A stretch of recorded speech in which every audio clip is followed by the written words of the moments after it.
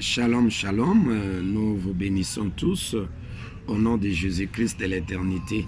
Nous continuons notre enseignement de l'éternité, les deux femmes prostituées que nous avions commencé dans 1 Roi chapitre 3 verset 16 à 26, même 27.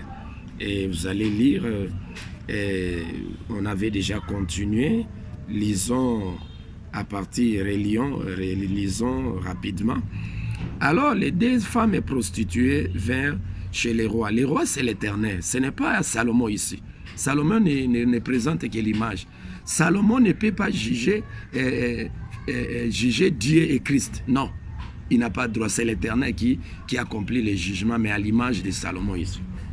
Les deux femmes ici, les deux prostituées, c'est Christ et Dieu. Et nous allons parler de la prostitution, ne vous en faites pas.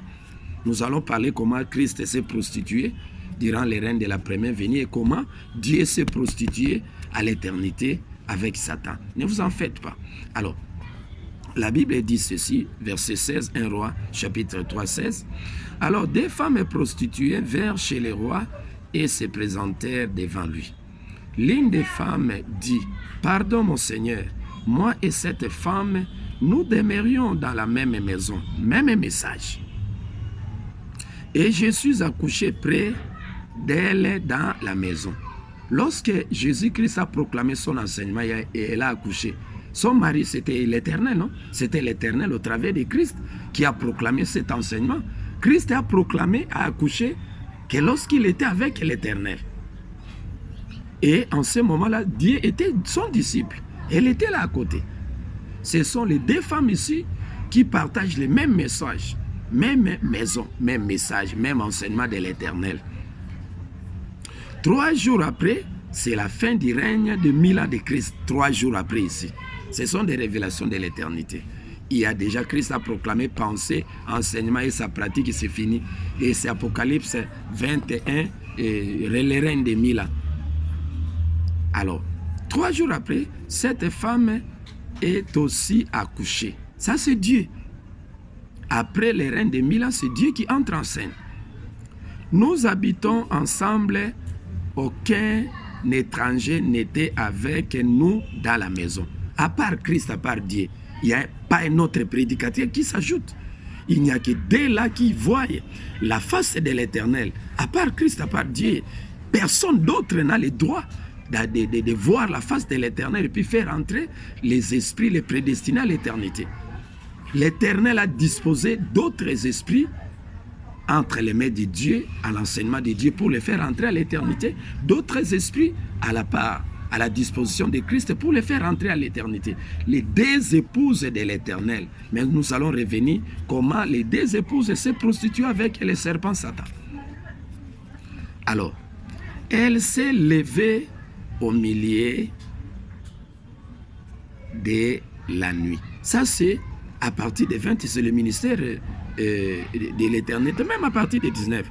Le fils de cette femme est mort pendant la nuit, c'est verset 19. Parce qu'elle s'était couchée sur lui. Comment cette femme, Dieu se couche sur son enfant? C'est qu'elle a abandonné l'Éternel, son mari, pour aller se prostituer avec Satan. C'est comme ça que Satan le pousse pour se coucher sur son fils et son enseignement spirituel, pour anéantir ça avec des mensonges. Le puissant de dire que non, Dieu demeure le Fils unique de l'Esprit créateur, ça n'existe pas à l'éternité. L'Éternel ne possède que deux épouses. Il n'y a que Christ, il n'y a que Dieu. On n'est pas là pour effacer Dieu. Nous avons besoin de Dieu pour travailler à la porte de l'éternité. Il n'y a que deux anges. Il n'y a que Christ, il n'y a que Dieu. Et son message est anéanti. Son fils est mort parce qu'il y a le mélange qui s'est ingéré dans son message. Verset 20. Elle s'est levée au milieu de la nuit et elle a pris mon fils et à mes côtés, a mis son fils à mes côtés tandis que ta servante dormait. C'est comme ça que Dieu a déclaré que non, Christ est mort au cours des chemins et je suis arrivé seul. Tu vois comment il a joué des mensonges ici. Et pourtant, l'Éternel ne marche qu'avec ses deux épouses. Genèse 18, verset 1. L'Éternel lui apparut parmi les chênes de Mamré lorsqu'il était assis sous sa tente pendant la chaleur du jour. Abraham leva les yeux et vit 3 hommes. Alors, expliquez-nous 3. Il y a l'Éternel, il y a Christ, il y a Dieu. Alors, comment toi, Dieu, tu viens pour effacer Christ, l'œuvre de Christ? Ça n'existe pas, ça c'est du mensonge. C'est comme ça que ton fils est mort. Et tu prétends dire que non, c'est Christ, c'est le message de Christ qui est mort. Tu vois le contraire. Tu vois comment Satan est venu se prostituer avec toi. C'est comme ça que ton message de l'éternité est souillé avec des mélanges. D'où l'Éternel Christ est venu pour corriger cet enseignement et puis faire de toi très saint comme tu étais à l'éternité, puisque nous travaillons ensemble. Tu es mon frère, moi je ne suis pas là pour effacer l'œuvre de Dieu. Je suis là pour ramener mon frère à la vérité et travaillons ensemble pour faire entrer les prédestinés à l'éternité. Christ ne travaille pas seul à la porte de l'éternité, il travaille avec son fils, son frère, Dieu, sa rivale Dieu. On est là, les 2 épouses de l'éternel, Christ et Dieu. Et il y a tiraillement. Cet tiraillement commence à partir de Genèse 25, verset 22. Les enfants se tiraillent. Ils se tiraillent pour se précipiter de l'enfant. Tu vois le tiraillement entre Jacob et Ésaü. Jacob, c'était Dieu, Ésaü, c'était Christ. Pourquoi ce tiraillement? À cause, toujours, cet esprit, c'est comme ça, Caïn tua son frère Abel. Toujours, c'est comme ça que Dieu à l'éternité a tué Christ. Il a prétendu dire que non, Christ est mort. C'est l'esprit de Caïn qui est revenu. Et tu vois comment on se précipite de l'enfant. Et le roi, c'est l'Éternel, à l'image de Salomon. C'est lui qui juge. Et le roi dit, bon, apportez-moi l'épée, coupez en 2 l'enfant. À l'éternité, l'Éternel partage son message de l'éternité en 2. Il y a une part, il donne ça à Dieu pour introduire l'enseignement de l'éternité. Une part, il donne ça à Christ. Mais comme le message de Dieu à l'éternité est souillé, mais il se précipite et dit que non, c'est Christ qui est mort. Et son message n'existe pas. Et pourtant, c'est son enseignement qui est souillé avec des mélanges en prétendant de dire qu'il demeure le fils unique de l'Esprit créateur. Ça n'existe pas à l'éternité. Alors, les rois, c'est Psaume 24, verset 7. C'est l'Éternel lui-même, le roi de gloire. Ce n'est pas Salomon. Puis, il ajouta, apporte-moi, 24, une épée, et on apporta une épée devant les rois, c'est l'Éternel. Et les rois, l'Éternel dit, coupez en 2 l'enfant qui vit. On doit couper l'enfant. Donnez-en la moitié à l'une et la moitié à l'autre. 2 femmes, c'est Christ et Dieu.